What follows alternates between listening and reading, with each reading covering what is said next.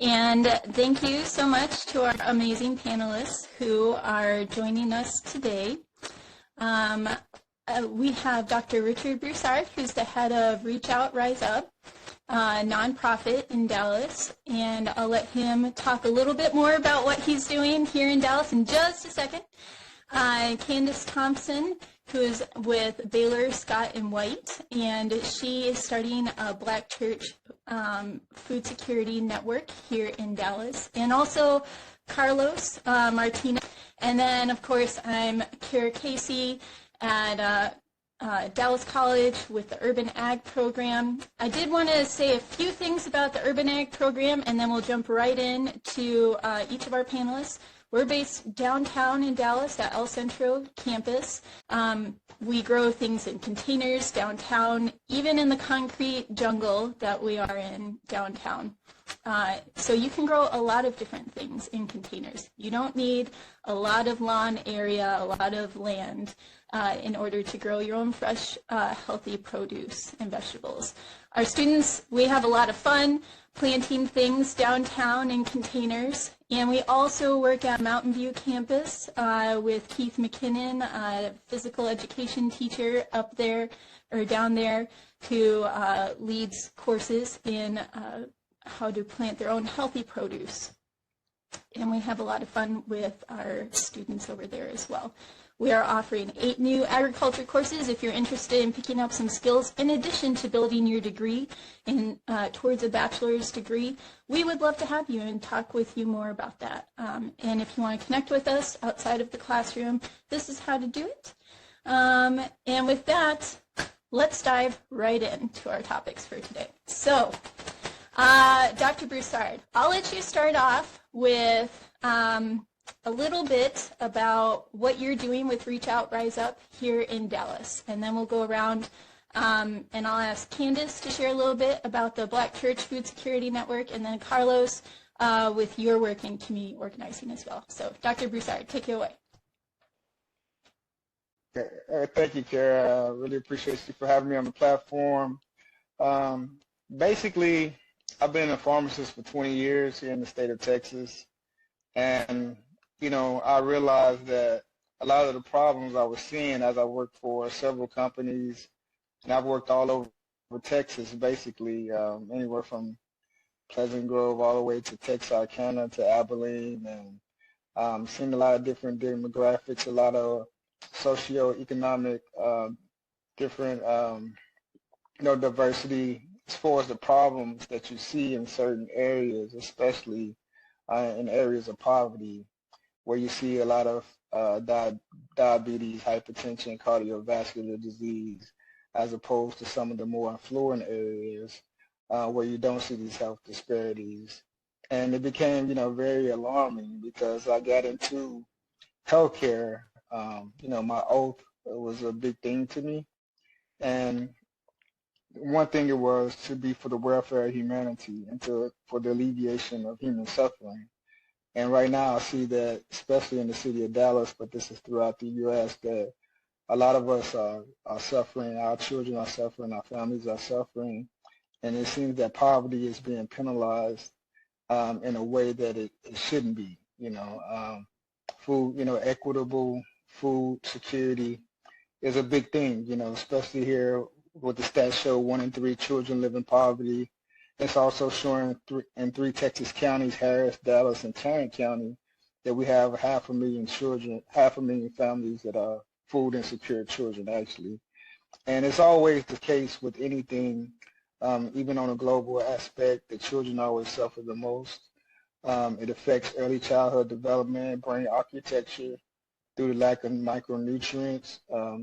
We often think of satiety or the feeling of fullness as being well nourished, but and we also attribute malnourishment to undernourishment, but malnourishment can also be just about like micronutrient deficient, and it also can be obesity, that is also malnourishment, but we don't often attribute obesity to malnourishment because it's the nutrient deficiencies that are really affecting us in a very bad way.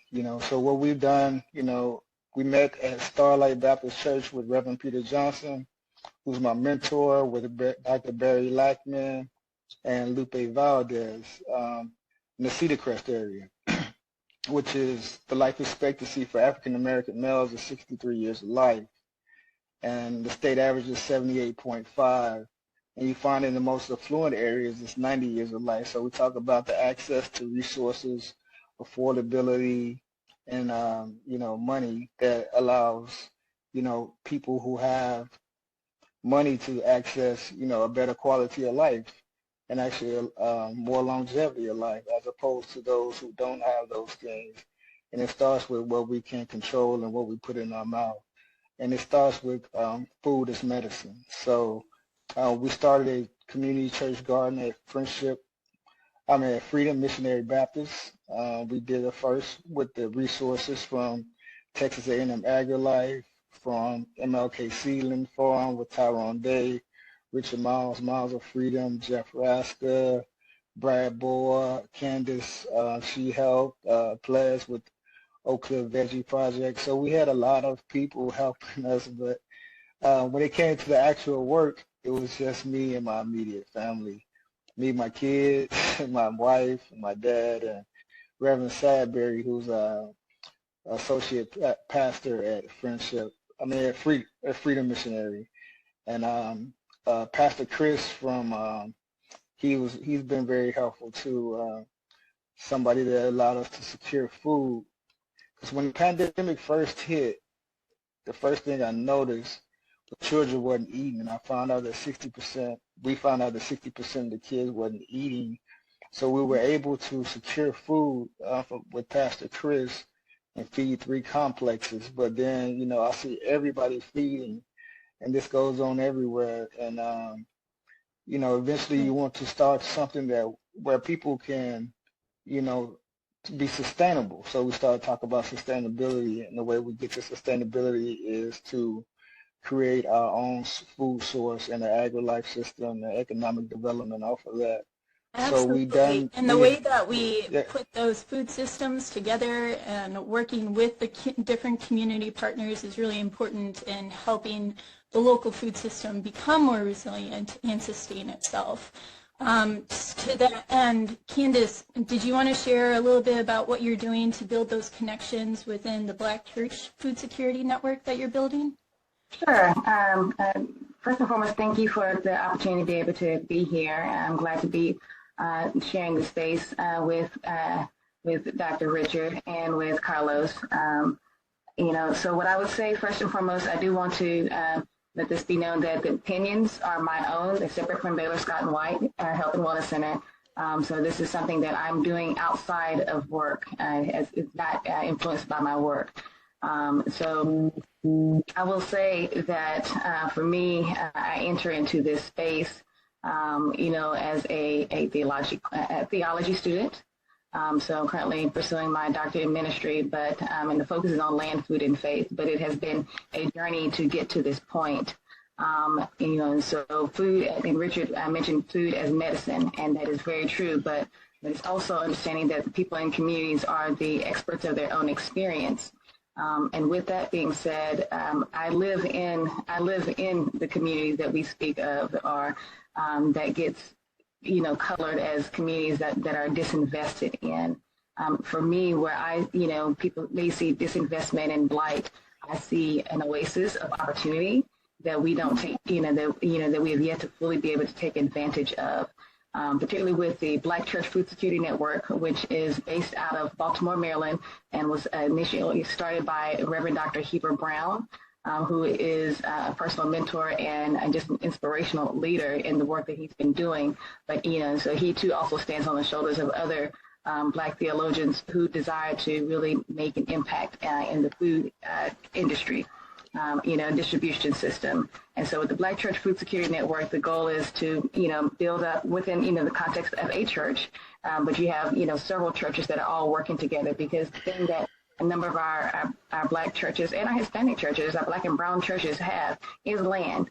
And that's, and so we are rich in land and, on our church areas. And so we're able to take that land, and grow our own food. So then we're not, in a position of having to be dependent on whether a grocery store wants to come to our community or not. Or having to be concerned about the quality of the food at the store that is in our neighborhoods.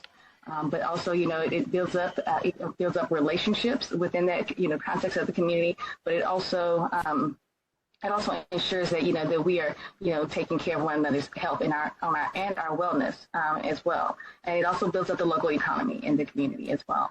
And so those are the things that the Black Church Food Security Network does.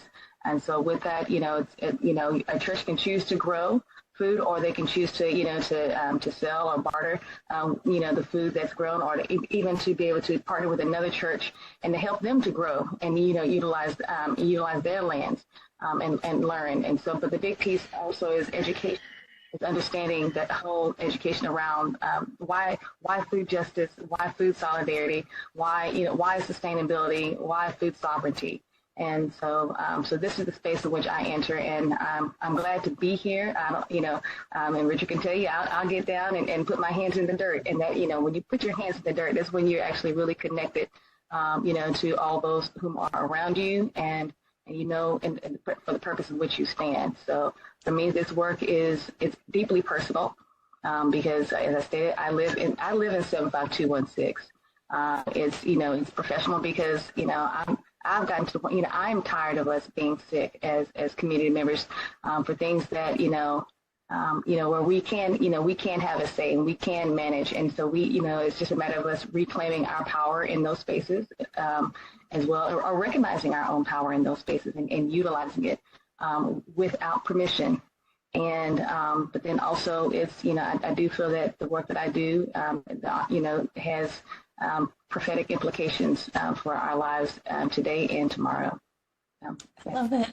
And Carlos, you have a lot of experience in community organizing as well. And I completely agree with Candace. Getting your hands in the dirt is very therapeutic. It's also very therapeutic to work with others. Sometimes it's hard, though, when you disagree, and there's a lot of different points of different opinions.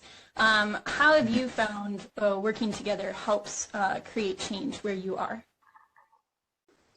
So for me, one of the first things that it was about access to information. What opinions do you have? You don't have opinions until you've actually processed information. And so you base your opinions on the information that you're processing.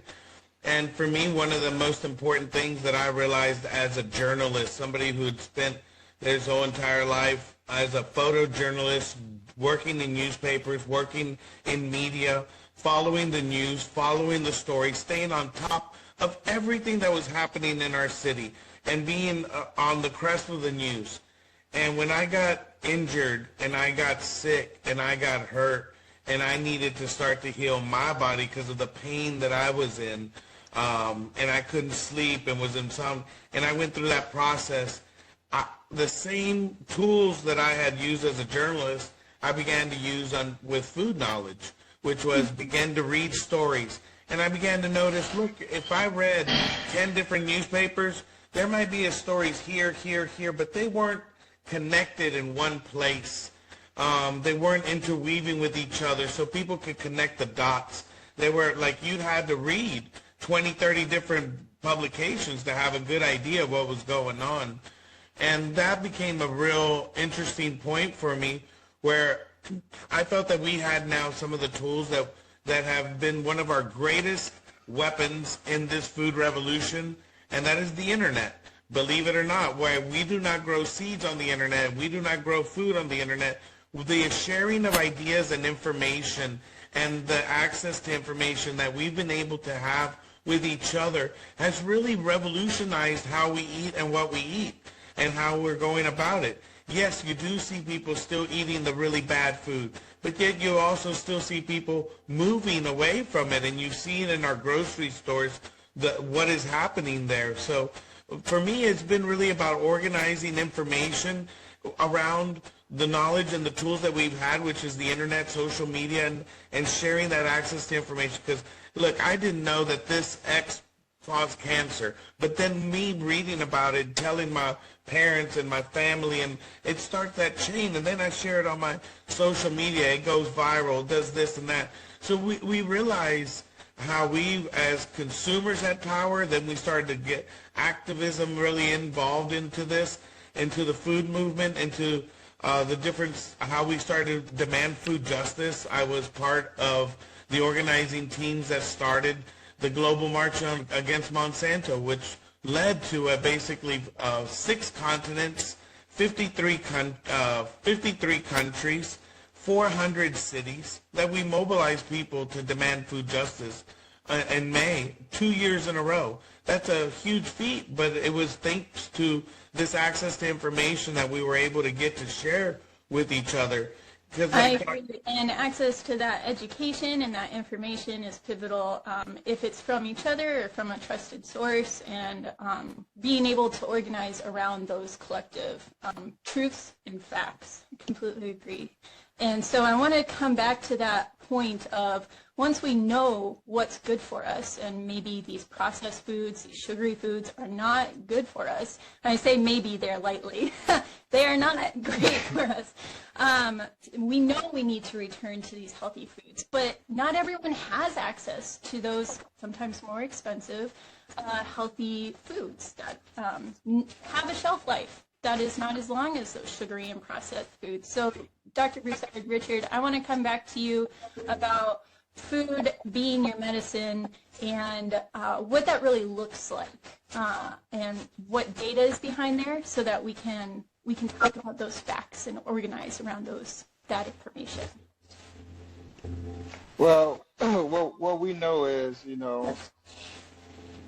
what we, starting with maternal health, even before the mother becomes pregnant, that begins the process of, at the cellular level, up into fetal, up into the birth, all the way throughout life.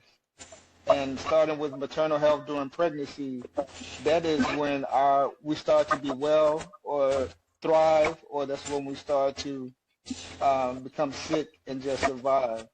So it deals with the total aspect of, the whole life of the person. And I see you have what Dr. King said, of all the forms of inequity and injustice in healthcare is the most shocking and inhumane. And off of that was the spinoff of the social determinants of health. That's where you see H. Jack Geiger, who used to go down to Lowndes, Cali, Alabama, and he was the one who used to patch up the workers, because during the civil rights movement, they would not see any of their minorities. So he started the community health centers. This next slide shows the micronutrient inadequacies in the U.S.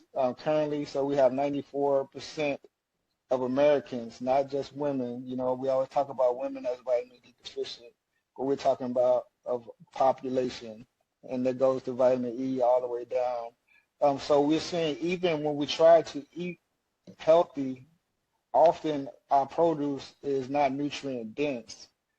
So it goes from the ultra-processed food to actually what we're doing as, environmentally, the CO2 emissions, the non-replenishment of soil.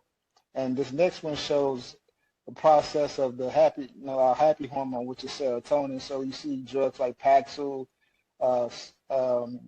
sertraline, which is a Zoloft. And it shows right here that the micronutrients that are needed to turn tryptophan, which is an amino acid, into serotonin, takes a total of 11 vitamins and nutrients. And we cannot make our minerals. They have to come from the plant uses the minerals to make the vitamins. And this is the only way that we can get it. We can't get it through the macronutrients, which are just, our sugar, our carbohydrates, our protein, and our fats, so we have to get these through sources of fruits and vegetables. And we're just not getting that as Americans. And we're seeing that it's even worse when you cannot afford food, especially, when you call food deserts or food apartheid.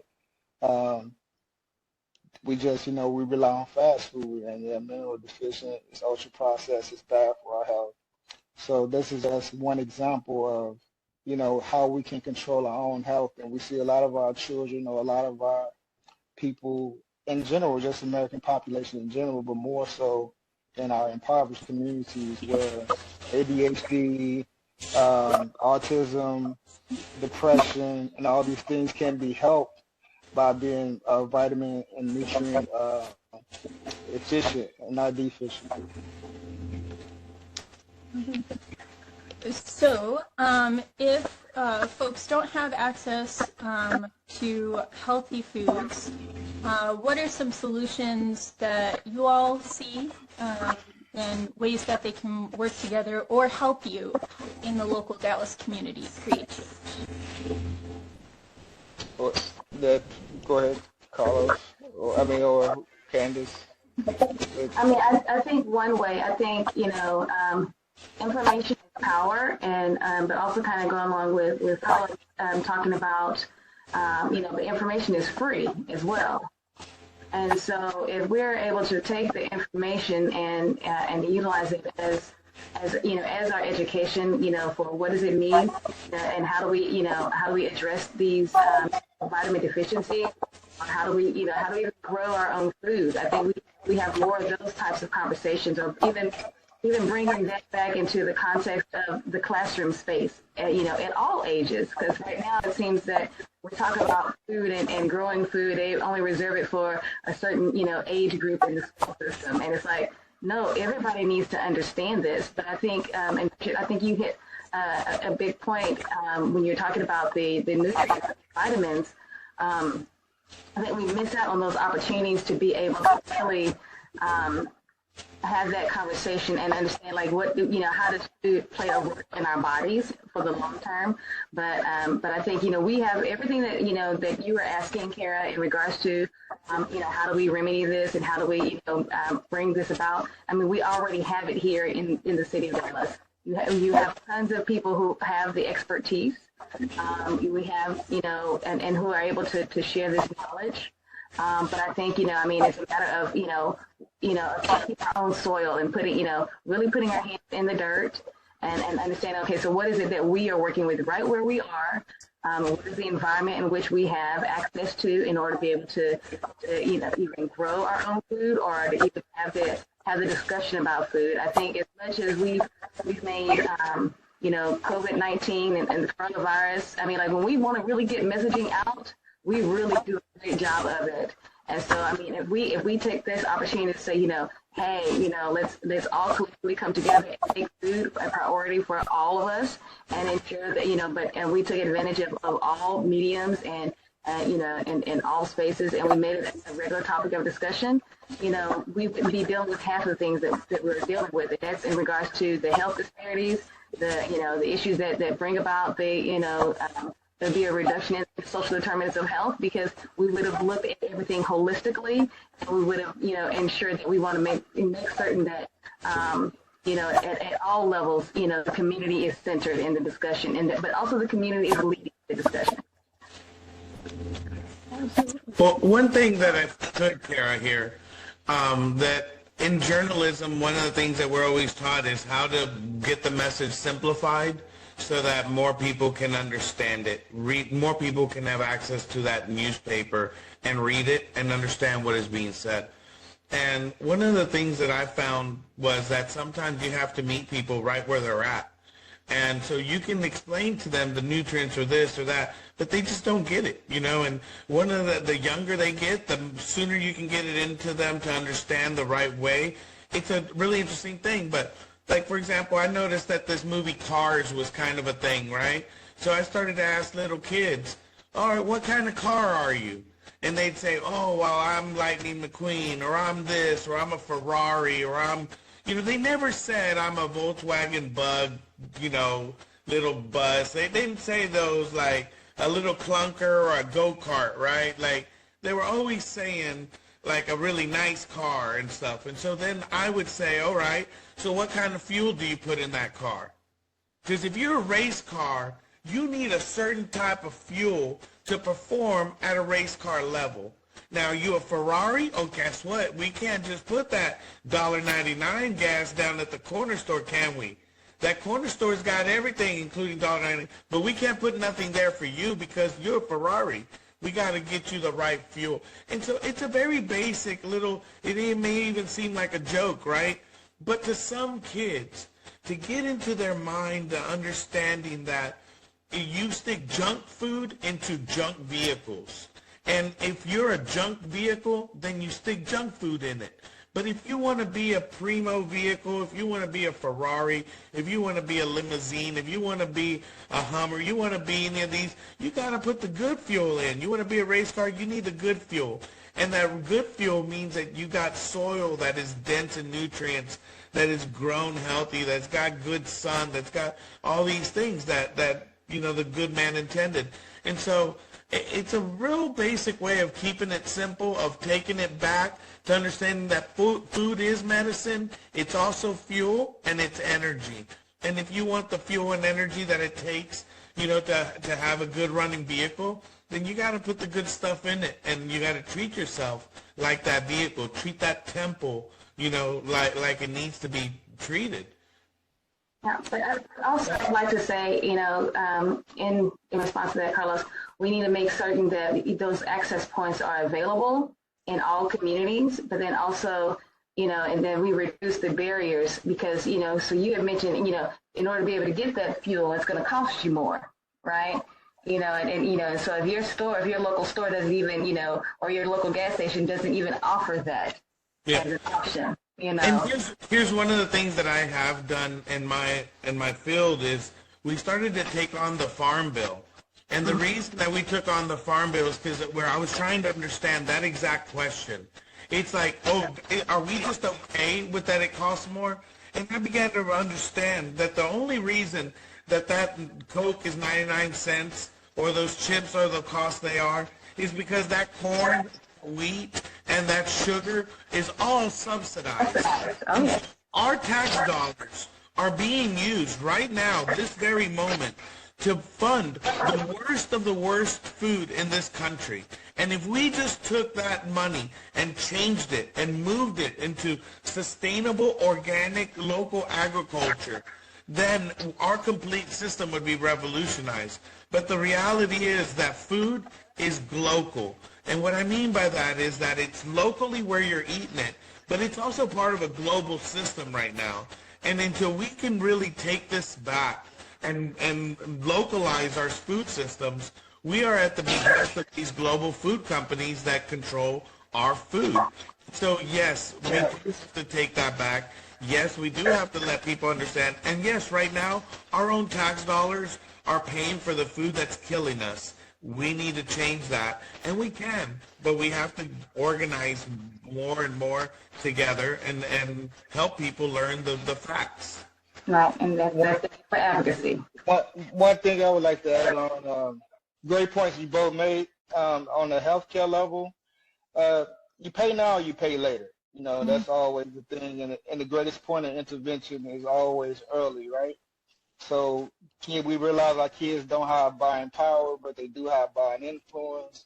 So the sooner we can start to educate the kids, because I see, you know, working in community grocery stores for 20 years, that the kid begs for the chips, begs for the chips, begs for the Coke, begs for the candy bar. Eventually, by the fifth or sixth time, they get what they want. So we want our kids to start to ask the parents for, you know, the healthy options. And the more that, like you say, Carlos, they realize these things are good for them and going to make them who they want to be in life, and some of these people they idolize. But we have to start with our own home. You know, we have to clean up our own home before we can go out into the community, so we can start to grow in our own home, and we can start to organize with communities, like, you know, start collaborations within the community. Dallas, we have a lot of people growing, a lot of different efforts, and we can start to make that a collaborative one effort where we're using all of our talents together and pooling all of our knowledge and our resources together.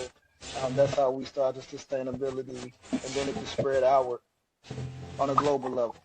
I love that. And I love that new term of global. That's a global but a local focus as well. And to the point of growing with kids, even if you don't have a backyard, you can grow in containers. So this picture is potatoes. And I think it's a lot of fun to grow with kids. I want to brag on someone for a second here, Alendra Lyons, with her Mill City Urban Farm. She grew some of these potatoes with some of her kids in her community. They just come over and she helps them plant. So these are a whole bunch of different vegetables that you can grow. I'll come back to this, but I want to show you Alendra, Miss Lyons, drilling holes in the bottom of these 5-gallon buckets with a whole bunch of kids from the neighborhood in Mill City there. And Mill City is next to Fair Park in the city of Dallas, if you've never been there before. So she has a whole teaching farm over there. And she just welcomes any and all of the kids from the community to give them a safe place to hang out and enjoy nature and enjoy those experiences of the therapeutic, getting your hands in the dirt, and also those good eating practices. I'll go back to what you can do and grow in 5-gallon buckets. Grow tons of things, but I suggest potatoes if you've never grown them before. They're super easy, and it's a lot of fun to dump them out upside down and see all these beautiful potatoes that have grown throughout the season. So you can do this on a patio, on a balcony, anywhere. It's very accessible. One of the things that people might also, once they get their hands, get in with that 5-gallon bucket, and I see these a lot around Dallas and Houston and Austin. They're the bigger gallon, the industrial food ones, the blue ones, and those that are just a little bit bigger that hold water as well. They work really well as potato barrels. And you can really kind of get the outsides cut into them and put spinach and celery and lettuce on the outsides. It's really incredible how much food you can grow in a very small place with just a little bit of creativity. Yeah, I think the awesome thing about it is just, having success with one thing, so starting with something that's, not so hard to grow, and once you have success with something, I think it becomes a cycle, in a good way, a good, not addiction, but a good habit that you just want to keep seeing things grow and nurture. And it has the social function of food. It has a good mental effect on our well-being, seeing things grow out the ground. I love it. So I want to ask you one more question before we open it up. If anyone from the audience has questions, feel free to put those in Q&A. I do want to ask you guys one more question, which is, we all want this to happen. We all want the Dallas area to be more food resilient, food sustainable. And you guys are on the ground working on this. What is one thing that people can do today or this week to connect with you and help you in your mission? And what is one barrier, if people are in positions of power across Dallas, that they can help maybe lift some barriers for you? What walls have you run into? So, Candace, if you wouldn't mind starting us off, and then I'll go to Richard. I would say, I guess, an area of help is if you are willing to volunteer, at one of the churches, have supplies as far as building, helping to build the raised beds, that's wonderful, that you'd be willing to donate said supplies. And I would say as far as a barrier, I can't mention that I have any currently. I think the only barrier that I have is, probably even just with myself, and just because you have so many other competing priorities at the same time. But I think it's just ensuring that, because we have lots of conversations going around about food justice and food sustainability, but we don't have a lot of the education that needs to be, coupled with. And I think, if anything, it would be for me is like, every time we talk about food justice, let's talk about, let's talk about the education that needs to go along with it, because it's more than just growing food. It's understanding, the whole dynamic of the food industrial complex. So. And and Richard, did you want to chime in with one thing that folks can do right now to help you in the work that you're doing on the ground or just be part of, and then one barrier that would be great if it was lifted off of you? Well, I think one thing you can do, we started a nonprofit dealing with the social determinants of health. It's called Reach Out, riseup.org. I put it in the chat. If you can donate, that would be great. Because one of the things we ran into was the fact that when the fall came around, we also do a lot of mental health services. And we had a person that came down from Tennessee to Texas with the help of Dr. Elba Garcia. And that really, by us not having more volunteers and more help, so either to volunteer or to donate, that would be great because, you know, an emergency situation like that where it pertains to someone who really has a mental need that kind of takes precedence over the gardening, but they're both equally important because they're both interrelated. So if whatever you can do to just help our cause by donating or helping reaching out to me to volunteer, because we want to keep our mission going. We have one garden and we have 99 to go, and we really want to create something sustainable, something beautiful within Dallas with anyone who's already doing the work. So this is nothing new. We're just coming in to help sustain. Yeah, and I'll go next. You know, one of the things for me that I think that anybody out there that's listening can do is that we're in the middle of a pandemic that's related to a virus.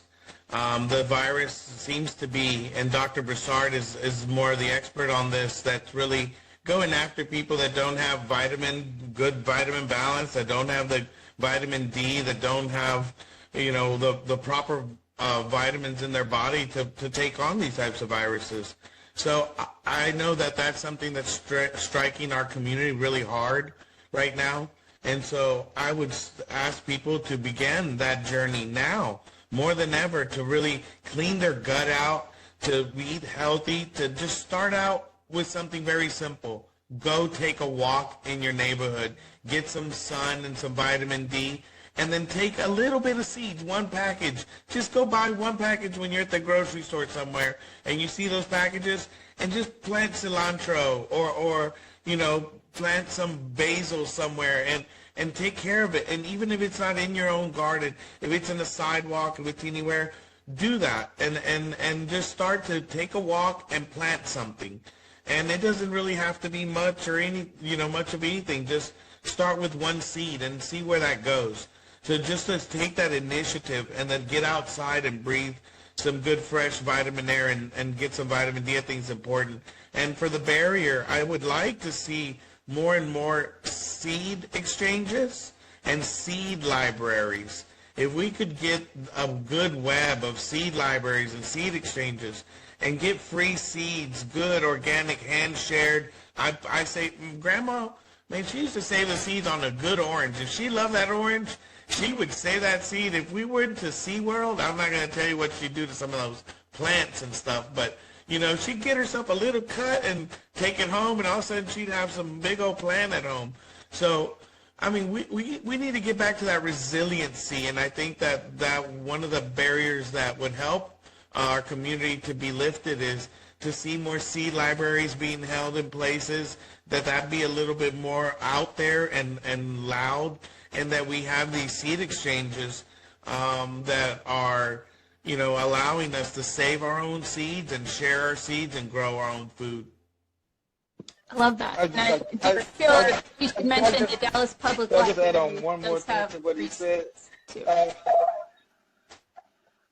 Yeah, definitely, Carlos, and especially in times of conflict like this, in times of crises, the studies show that during, you know, pandemics and acute stressful times, that vitamin and mineral needs actually go up even more.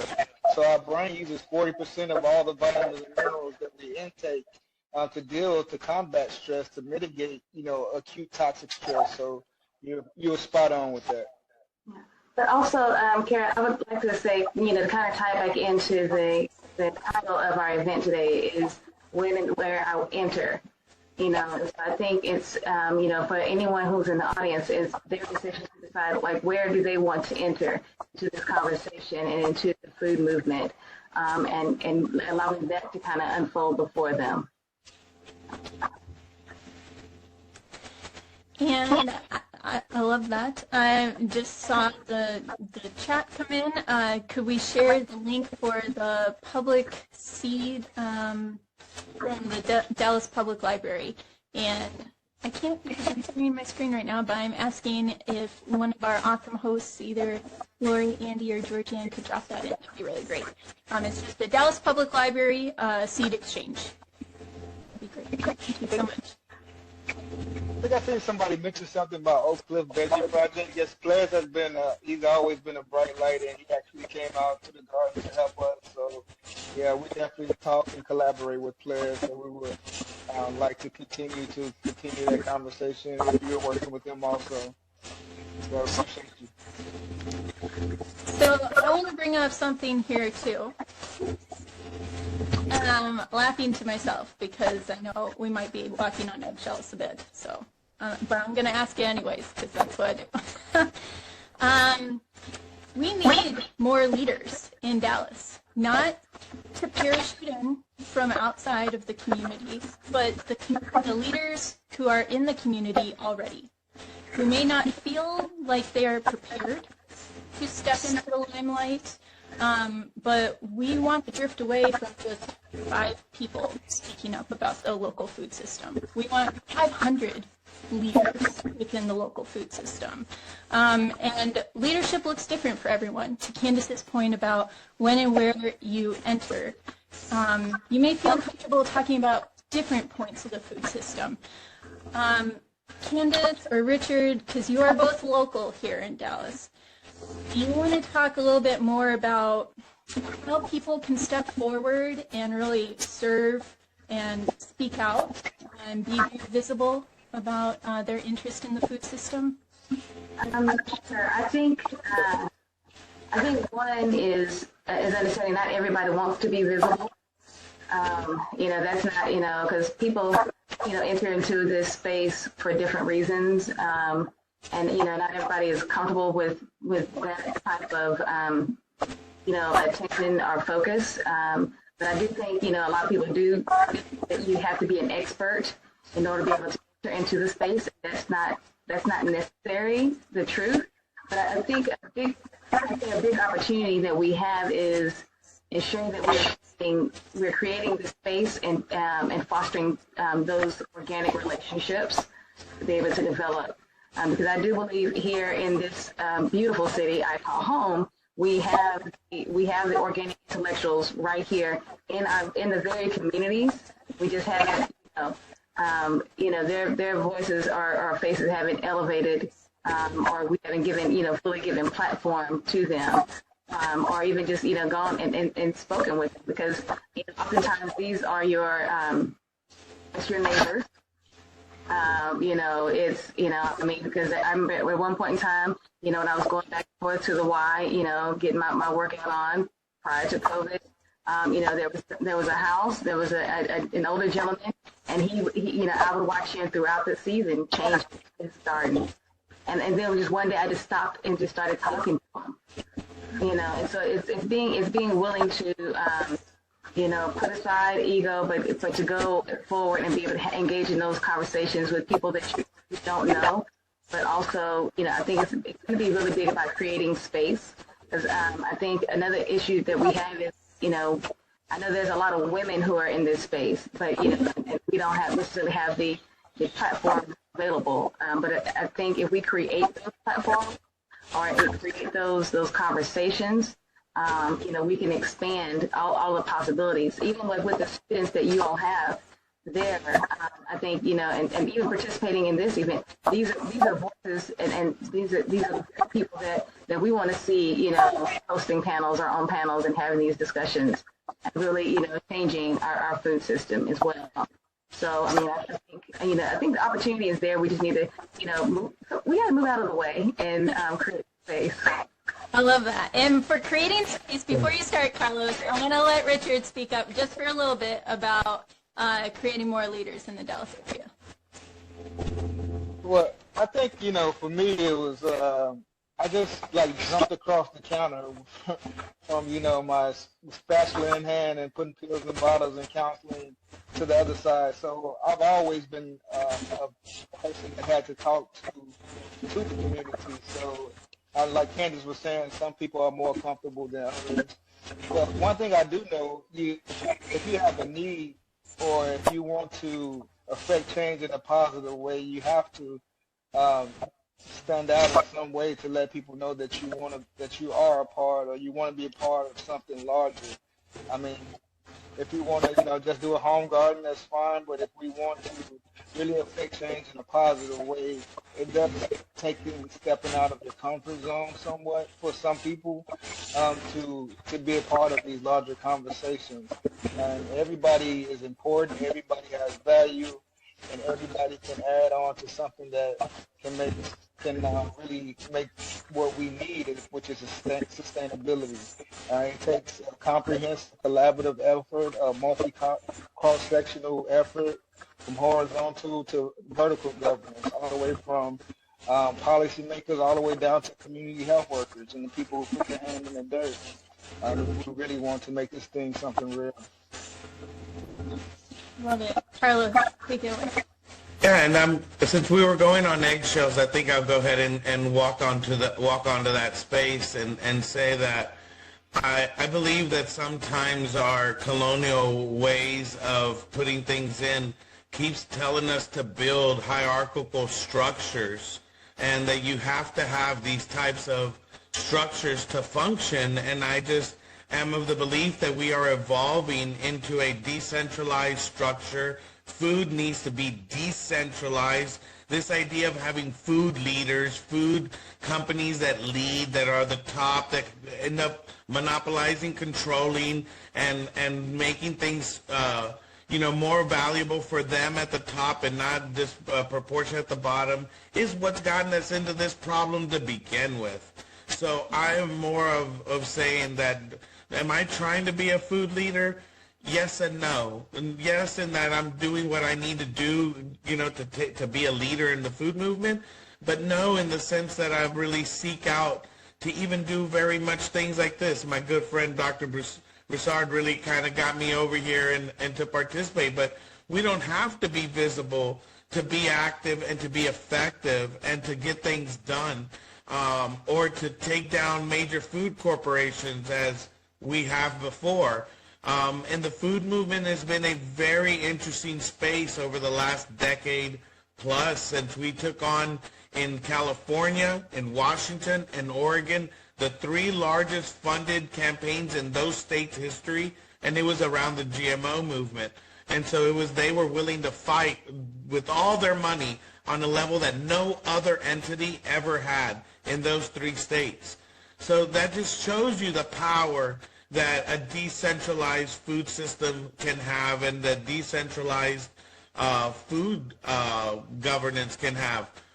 Food is independent. Grow it on the sidewalk, grow it in the medians, grow it in your front yard, grow it in a pot, grow it in a bucket, grow it on your windowsill, grow it anywhere you can. That's what the way the resistance looks like. That's the way it works. And so, do we need to be leaders? Yes, you be a leader. Put one seed in the ground. That's showing how you lead. But I do believe that we're moving towards a decentralized system, and that's how we need to build that equity so that we don't have this same old hierarchical structures of leaders to lead us astray sometimes. I love it. I do see a chat from Andy that there are some questions in the Q&A now whenever you're ready. So, Andy, is there a top question that you wanted to pose to us first? There's a pretty wide variety of questions in here. How about all the plant-related ones we can answer offline? Yeah, absolutely. So I'll start with one that's hopefully an easy one about social media. Do any of you have social media to follow? This person says, I'd love to help and volunteer.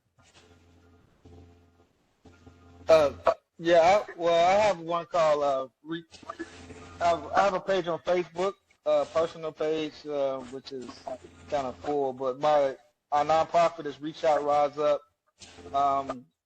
under Facebook. You can find it also on Instagram at Reach Out Rise Up. You can reach out to me personally. There's my email, and I'm always available. Another thing, I just wanted to give definitely, because Candace mentioned the women, I definitely want to mention Ms. Susie Marshall and Farmer Kim Admin as two people that have really been helpful to us also. So thank you for reminding me of that, Candace. In regards to social media, I am not the best person on social media, but I do have my own personal Facebook account, and I'm on Twitter, and Twitter is just CMT for good. Facebook is my name, Candace Thompson. But the best way to reach me, and I put my email in the chat. Because again, this is separate from work. I put my personal email in the chat, which is cmthompson001@gmail.com. So thank you. And there's a couple of places where you can find some of the work that I've been associated with. One, I've been working with U.S. Right to Know. U.S. Right to Know on Facebook. They do a lot of Freedom of Information Acts.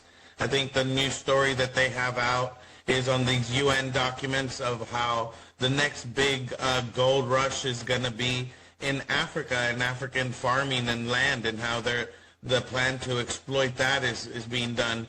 It's a very fascinating, I think, social media page that people would want to follow along, U.S. Right to Know.